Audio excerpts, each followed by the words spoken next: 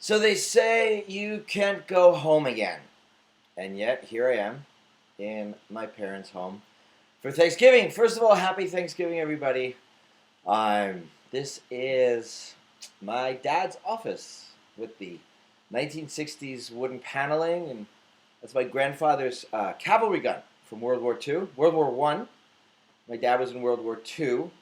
I grew up thinking, of course, that I would be in World War III. I was married, but not quite as cataclysmic. And you can see my dad's tastes are still here. He loved horses. When he was a kid, he saw westerns, and his whole life was kind of driven by a love of the West and a love of freedom. And when you go home after all these years, you start reliving all these memories of who you were as a kid.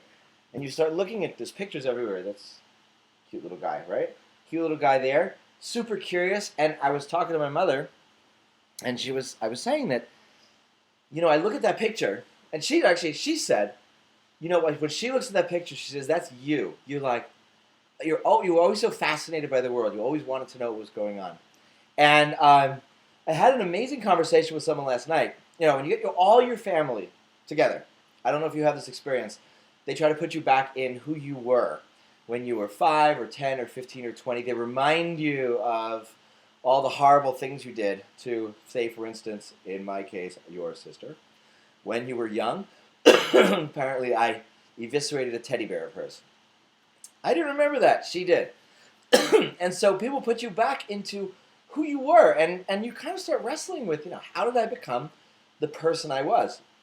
And so I want to share with you, I had a discussion with someone last night, and she says, we were talking about religion, and she goes, I don't understand religion. She goes, it's like things were come up with, people came up with things 2,000, 3,000 years ago, and it's like they're still running on Windows 95, right? It's still running on some old program, whether it has to do with slavery, which it's in the Bible, homosexuality, homophobia, a whole variety of things. Not talking about religion today. But the idea of running on old programs really kind of stuck with me, because when you come home, people seem to like to put you back into the box that you once were, right? So I'm here, and this is the house I grew up in, and I'm looking out the window to the woods where I built forts and played games and struggled to, be somebody. And I want you to think about your life, because I'm thinking about my life. In the beginning, for me, just fascinated by the world, wanted to know, what can you do with this world? And I'm still actually that person.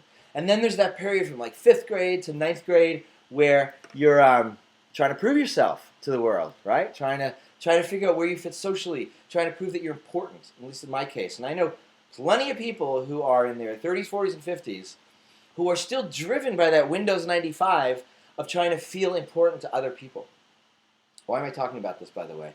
Because when you're in a relationship, all right, it's important to know what age self is doing the reacting. There's all kinds of fun psychodrama. I don't know if you've ever done psychodrama. But there are all kinds of ways of digging out what part of me is reacting to what part of you. Sometimes it's that 5-year-old who's just fascinated. That's a nice age. I like 5.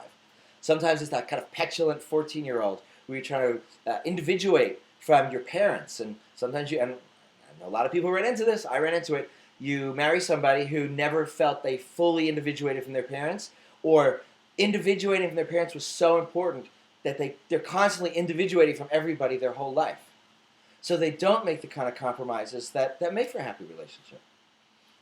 Some people were very unsuccessful with love and dating in high school, and they just need to constantly make up for that for the rest of their lives. They become really obsessive about creating attraction in the other gender.